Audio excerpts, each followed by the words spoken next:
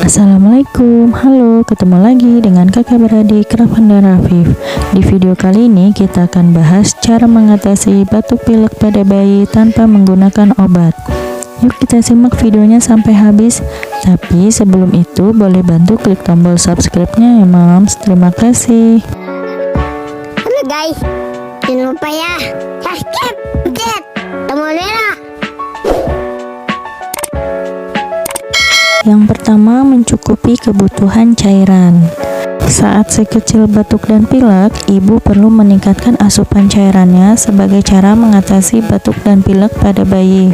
Jika si kecil masih berusia di bawah 6 bulan, ibu bisa memberikannya air susu ibu atau ASI. Selain membantu agar si kecil terhidrasi dengan baik, ASI juga mengandung zat pembentuk kekebalan tubuh alami yang bisa meningkatkan sistem imunnya. Namun, jika si kecil sudah berusia 6 bulan, ibu bisa memberikan makanan dan minuman hangat seperti sup dan air putih hangat. Yang kedua, mandikan dengan air hangat.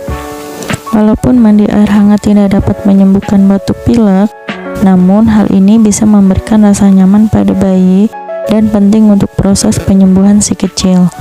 Mandi air hangat juga punya manfaat untuk mengencarkan lendir di hidung bayi supaya bisa dikeluarkan dan tidak lagi menyumbat. Yang ketiga, mengoleskan balsam bayi pada tubuh anak. Pilihlah balsam bayi yang mengandung bahan-bahan alami seperti ekstrak chamomile dan minyak eukaliptus yang dipercaya efektif meredakan hidung tersumbat. Ekstrak chamomile pada balsam bayi juga memiliki efek menenangkan. Dengan begitu, si kecil bisa tidur lebih nyenyak. Sebaiknya gunakan balsam bayi yang aromanya tidak terlalu kuat, karena justru dapat membuat si kecil susah tidur. Oleskan balsam bayi setelah mandi atau sebelum tidur di 3 bagian tubuh, yaitu dada, leher, dan punggung. Untuk menghindari efek yang tidak diinginkan, gunakan balsam bayi sesuai petunjuk pemakaian yang tertera pada kemasan. Yang keempat, memberikan uap hangat.